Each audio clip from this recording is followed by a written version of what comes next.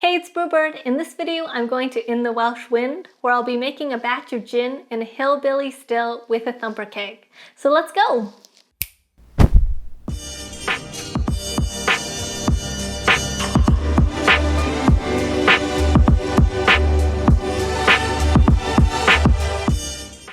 Most of my days at work are spent with this lovely little copper pot still called Meredith. I'm making a gin for one of the brands that we contract distill for.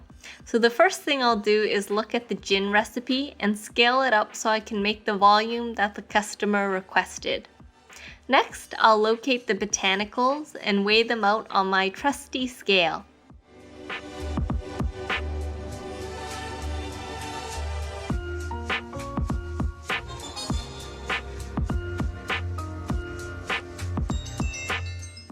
Once that's done, I'll cut up the big pieces, such as the long lemon ribbons and orange peels, so all the botanicals are around the same size. This will increase the surface area of the big botanicals and make them fit into the botanical bags more easily. Great! I find that making gin is a lot like making tea. Here I've got my reusable cloth bags, which you can think of as oversized tea bags, and I'll divide my botanicals evenly into them. The opening of the still is quite small, so I have to make sure I don't overfill the bags. Otherwise, I'll have trouble getting them into the still, and then even more trouble trying to get them out of the still once the botanicals have swelled up with liquid. Our giant-sized tea bags are ready for the still, so let's get the still prepped. Like many gin distilleries, we purchase neutral grain spirit that's 96% alcohol. It's made from wheat, and this spirit is flavorless. I'll dilute the neutral grain spirit down to 40% alcohol with tap water. The reason I don't just put the NGS in at 96% alcohol is because the distillation would run too quickly. I want the vapor to spend some time in the pot, interacting with the water molecules and oil molecules from the botanicals. Meredith has a capacity of 50 liters, so I'll fill her with 50 liters of NGS at 40% alcohol. Then I'll add in my botanical bags,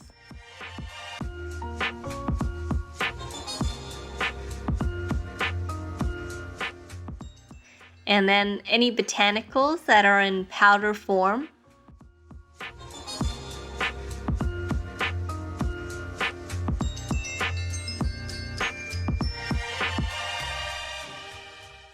This particular gin recipe also includes a sea kelp tincture, which I'll pour in now.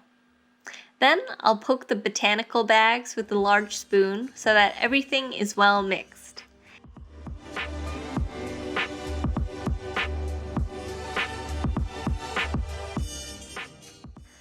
Then I'll let everything macerate overnight, so I'll get better flavors when I run the distillation tomorrow.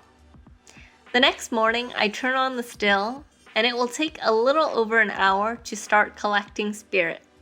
You can see that once it boils, the vapor travels up into this onion here. There's a pressure change inside the onion, so the heavier oils from the botanicals are held back and fall down back into the pot.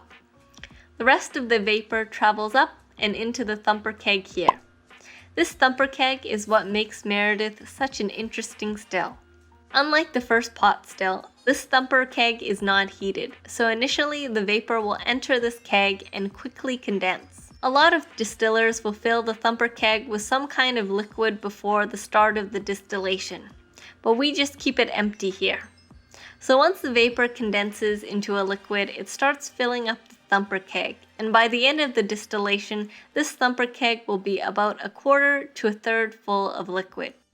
During this gin distillation run, we get a second distillation occurring inside the thumper keg, which means the final spirit we collect has a higher alcohol content and is more pure because of this second distillation. Now, a thumper keg is not necessary for making gin, but it just so happens that this is the type of still we have. After the second distillation in the thumper keg, the vapor goes through the condenser where it turns back into a liquid and is collected below. I'll usually collect about 18 liters of spirit before turning off the still. The 18 liters collected is concentrated with the flavors of the botanicals. The method we use to make gin at our distillery is the multi-shot process, which increases still production and efficiency, as we end up with a super concentrated botanical distillate, which we will add NGS and deionized water to in order to thin it back down to the original proportions.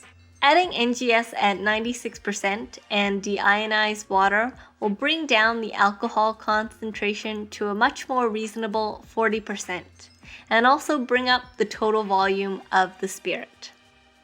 Once the ABV is correct and we've taste tested it, I'll wheel this drum to the other room where it will be filtered, bottled, labeled, and packaged by my co-workers and then sent away to our customer. While they're busy doing that, I'll turn off the still, open it up, and once it's cooled down, I'll drain the liquid out, take out the botanical bags, and rinse out the still well so that it's clean and ready for the next gin distillation. And that's it! Well, I hope you enjoyed learning about the gin making process at our distillery. Please support the channel by giving this video a thumbs up and hit the subscribe button for more distilling and distillery videos. This is Brewbird, sending good vibes your way. I'll see you next time!